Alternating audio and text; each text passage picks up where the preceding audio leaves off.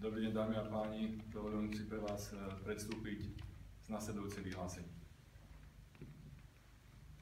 Vyspali sme sa, máme odstup 12 hodín, ale fakty ostávajú nezmenené. Všetci vieme, čo za nehoráznosť sa tu včera stalo. Chcem z tohoto miesta poďakovať všetkým občanom Bratislavy, ktorí svojim podpisom jasne vyjadrili svoj názor na hazard. Ďakujem tiež všetkým ľuďom, ktorí sa podielali na zbere podpisov, vrátane starostov mestských častí, ako aj všetkým zamestnancom hlavného mesta, ktorí sa pričinili o to, že táto petícia bola úspešná.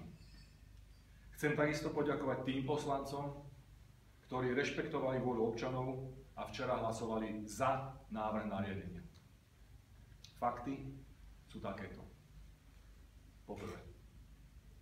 Na jar 2015 sa primátor a starostovia všetkých 17 mestských častí Bratislavy zhodli, že situácia s hazardom v Bratislave sa stala neúnosnou a je potrebné ju začať riešiť.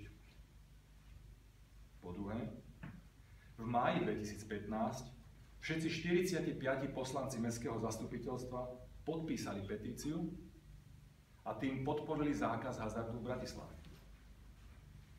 Po tretie, hlavné mesto odovzdalo na kontrolu všetkých 136 139 podpisov občanov, ktorí petíciou žiadajú úplný zákaz hazardu v Bratislave. Platných bolo 98 118 podpisov, petícia vyhověla všetkým požiadavkám, ktoré ukladá zákon. Po štvrté, 26. januára 2017 všetci 39 prítomní poslanci mestského zastupiteľstva jednomyselne odhlasovali požiadavku, aby primátor predložil návrh nariadenia s úplným zákazom hazardu. Jednomyselne. Citujem uznesenie.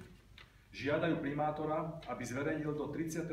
januára 2017 návrh všeobecne záväzného nariadenia, ktoré bude úplne zakazovať umiestnenie herní vo všetkých budovách uvedených v paragrafe 38 odstavca 4 zákona o hazardných hrách tak, ako bolo pripravené na rokovanie pracovnej komisie a ako predložil na februárové zasadnutie mestského zastupiteľstva hlavného mesta Bratislavy. Môže sa zdať niekomu, že od 26. januára uplynula celá večnosť, ale iba pripomínam, že odvtedy do včerajšieho zasadnutia mestského zastupiteľstva 16. februára uplynulo iba 21 dní, inými slovami 3 týždne. Včera, 16. februára 2017, niektorí poslanci hanebne popreli svoje hlasovanie spred 3 týždňov. Títo poslanci veľmi dobre vedia, že zmarili najväčšiu bezprecedentnú petíciu, aká kedy v Bratislave bola. Veľmi dobre vedia, že to boli oni a ich hlasy, kto je podpísaný pod touto nehoráznosťou. Je úplne jasné, že teraz budú chcieť ukazovať prstom. Budú sa snažiť hodiť vinu na všetkých naokolo. Budú šíriť bludy, špekulácie a čisté klamstvá, aby zahmlili svoje vlastné zlyhanie. Pretože to tak robia vždy, keď narazia na odpor verejnosti. Lenže tu už nie je priestor pre žiadne alternatívne fakty. Zoznam hlasujúcich je jasný, menovitý a každý môže vidieť, kto ako hlasoval alebo nehlasoval.